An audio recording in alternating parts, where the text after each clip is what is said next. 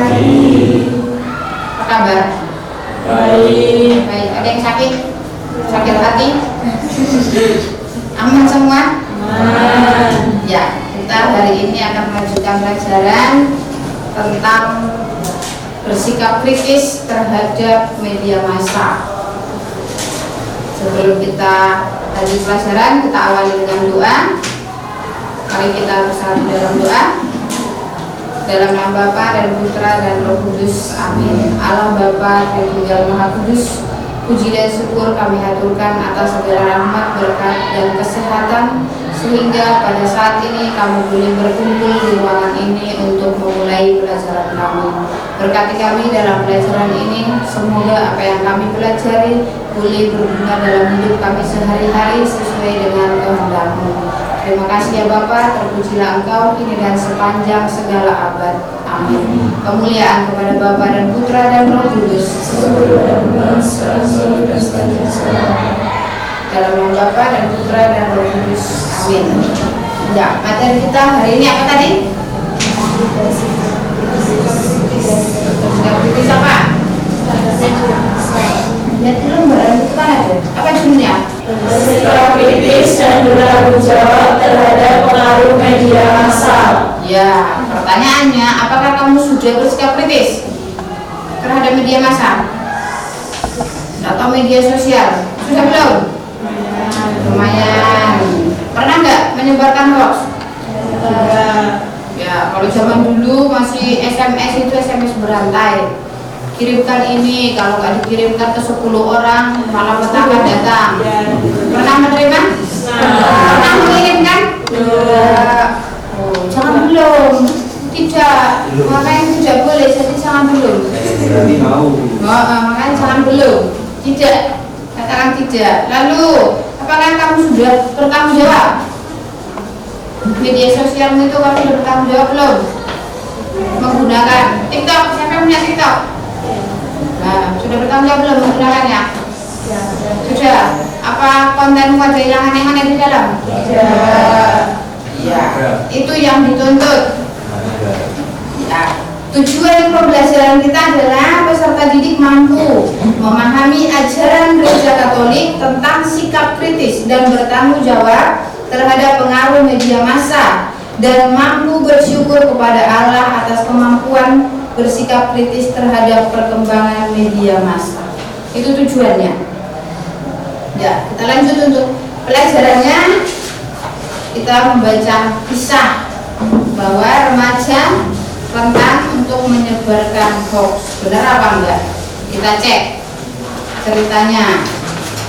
Kejadian atau kenyataan atau pengalaman dalam hidup sehari-hari. Remaja rentan menjadi penyebar berita hoax. Seperti Ibu tadi tanya di awal, apakah pernah menyebarkan? Banyak yang terkecoh dengan berita, apalagi kalau sudah disebutkan uskup atau paus bermimpi. Nah, kalau kamu menyebarkan ini akan mendapat apa? Keajaiban. Kalau tidak disebarkan, kamu akan mendapat malapetaka, kesengsaraan, gitu. Banyak itu. Lalu umat Katolik biasanya akan segera, wah paus, gitu. Nah katanya siapa paus bermimpi? Kalau pausnya sendiri beneran bermimpi kan ya diumumkan, kan? Secara terbuka, ngapain tertutup menyebarkan seperti itu? Itu contoh yang paling nyata yang terjadi dalam kehidupan masyarakat kita. Nah ini berdasarkan Kompas tanggal 22 bulan 9 2017, remaja rentan menjadi penyebar berita hoax. Silakan dibaca dulu kisahnya, dibaca masing-masing. Saya beri waktu 5 menit. Setelah dibaca nanti menjawab pertanyaan, masuk dalam kelompok. Sudah selesai dibaca, masuk dalam kelompok. Kita bagi 4 kelompok ya. Ya, kita bagi tugas supaya tidak terlalu panjang. Kelompok 1 tugasnya adalah membahas pengertian media massa. Baru nanti jawaban yang ini yang bersama-sama. Kelompok 1 membahas pengertian media massa. Sudah? Kelompok 2, sama kelompok 2 membahas dampak positif dan negatif dari media massa. Nomor 3, membahas penggunaan media massa dalam masyarakat. Berarti 1, 2, 3, 4 ya. Kelompok 4 yang terakhir, membahas sikap kita dalam menggunakan media massa atau media sosial juga boleh. Itu yang untuk tugas per kelompok. Lalu yang dijawab bersama berdasarkan kelompok, 4 kelompok harus menjawab ini adalah dijawab berdasarkan yang dibaca tadi. Ada di lembaranmu. Menurut kalian, mengapa kaum remaja mudah untuk dipengaruhi menyebarkan hoax? Carilah contoh berita hoax yang beredar dalam masyarakat kita akhir-akhir ini. Upaya apa saja yang dapat kita lakukan untuk menangkal hoax? Bagaimana pengalaman kalian tentang hoax, entah sebagai penerima atau penyebar hoax? Tadi sudah saya tanya, pernah menerima? Pernah menyebarkan? Tidak. Jadi bagaimana pengalamanmu? Menerimanya kira-kira dari apa? Atau dalam bentuk apa? Maksudnya lewat SMS atau di Facebook atau di TikTok atau di mana? Itu dijawab oleh semua kelompok. Lalu yang pertanyaan tadi per kelompok boleh mencari jawabannya di Google. Itu silakan dijawab, ditulis pertanyaannya, nanti presentasi.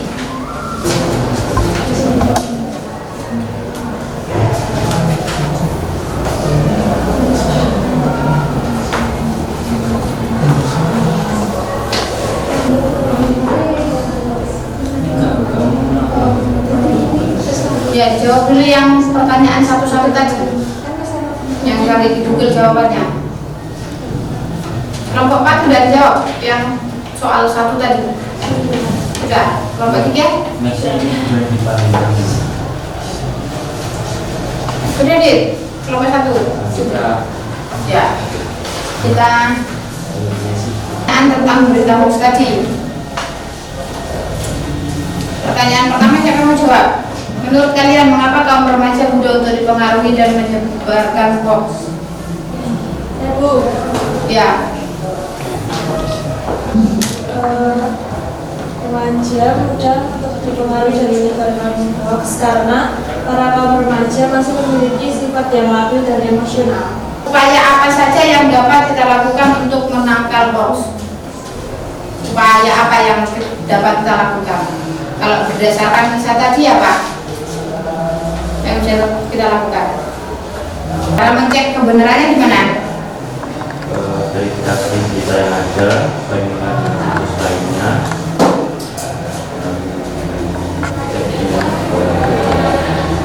Iya, jadi itu upayanya ya. Dicek, setelah dicek baru dipikirkan kira-kira bermanfaat atau tidak. Bagaimana pengalaman kalian sebagai penerima atau sebagai penyebar kalau pernah menyebarkan hoax? Menerima pesan melalui chat WA atau mendapatkan uang sebesar 100 juta. Ya, itu pernah menerima seperti itu? Iya. Menyebarkan punya pengalaman enggak? Tidak. Beneran tidak? Benar. Sudah baik berarti kalau tidak. Lalu jawaban yang tadi kelompok 1 apa jawabannya tadi? Apa pengertian media massa? Media massa adalah sarana dan saluran resmi sebagai alat komunikasi untuk menyebarkan berita dan pesan kepada masyarakat luas. Ya, kelompok 2 dampak positif dan dampak negatif. Dampak positif yang ditemukan yaitu mendapatkan informasi melalui media massa dengan internet secara bisa berkomunikasi secara jarak jauh. Dampak negatifnya menimbulkan penyebaran berita hoax, menimbulkan penyakit sosial seperti penakalan berbangsa. Iya, kelompok 3 Penggunaan media massa dalam masyarakat. Media massa berfungsi untuk menginformasikan, mendidik, menghibur, dan pengawasan sosial, pengawasan perilaku publik dan penguasa. Pengaruh media massa terhadap perkembangan di masyarakat adalah media massa dapat membentuk keberagaman di tengah masyarakat. sehingga dapat menyebabkan seseorang berubah pandangan dalam hal penilaian, pikiran, tindakan, dan kesehariannya. Ya, kelompok 4. Sikap kita dalam menggunakan media massa adalah menjaga selalu etika, sopan santun, dan selalu bersikap respek kepada teman atau orang-orang yang terkoneksi di akun media sosial kita. Menghindari penggunaan kata-kata kasar dan menghormati orang lain sebagaimana kita ingin dihormati. Ya, kira-kira ada yang mau mengkonfirmasi jawaban lain? Setuju dengan jawaban kelompoknya atau kelompok lain? Setuju. Ya, ada pertanyaan?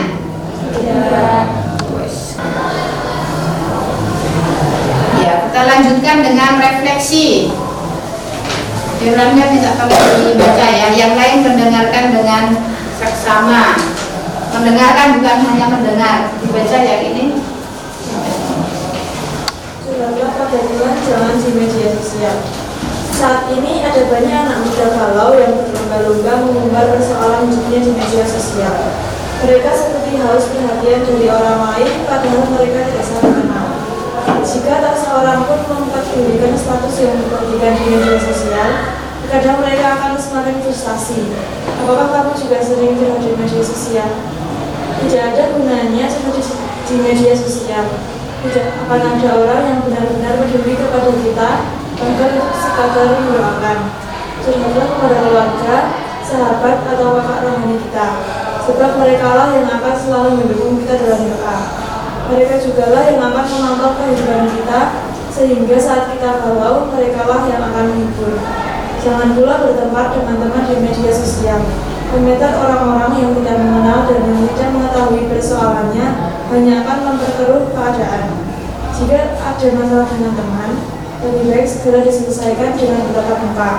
Kasihanilah temanmu, sebab di dalam kasih tidak ada permusuhan.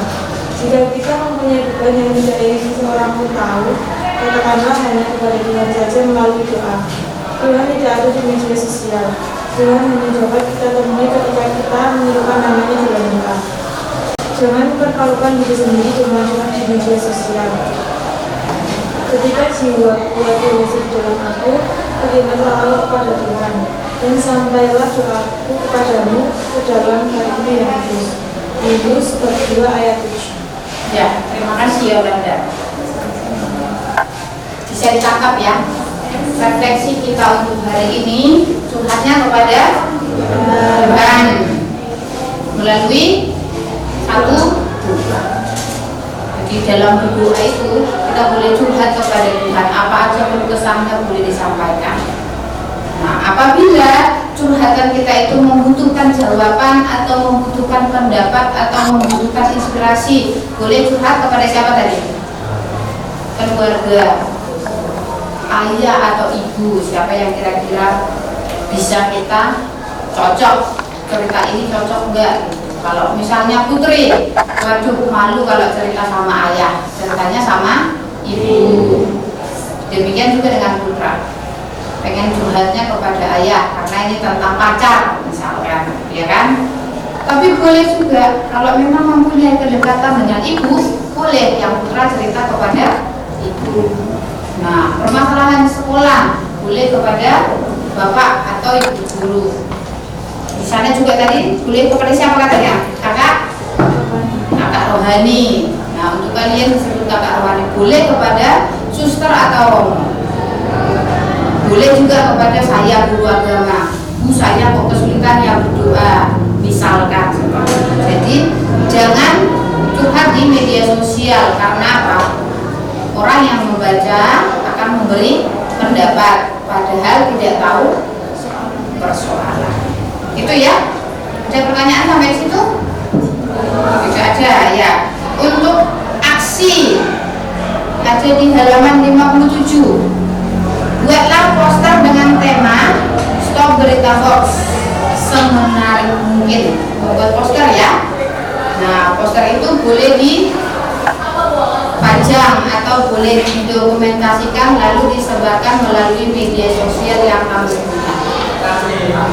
Poster yang asli akan dikumpulkan kepada saya. Untuk berapa minggu? 1 minggu cukup? Ya, saya tunggu. Berarti minggu depan saya akan menerima poster dari masing-masing ya, tidak berkelompok, masing-masing membuat. Itu ya, kita akhiri pelajaran kita hari ini karena waktunya sudah habis. Silakan dipimpin doa. Bapak dan Putra dan Yesus, amin. Bapak, terima kasih karena pagi hari ini Engkau telah berkati kami dalam pelajaran hari ini dari pagi sampai siang hari ini. Dan Bapak, sekarang benar-benar kita dalam perjalanan pulang, kita dapat sampai ke rumah dengan selamat. Amin. Bapa kami yang ada di surga, Dimuliakanlah namamu, datanglah kerajaanmu, jadilah kehendakmu di atas bumi seperti di surga. Berilah kami pada hari ini dalam kesalahan kami, seperti kami mengampuni yang salah kepada kami, dan janganlah masuk dalam pencobaan, tetapi bebaskanlah kami dari yang jahat. Amin. Dalam nama Bapa dan Putra dan Roh Kudus, amin. Silakan boleh pulang. Selamat siang.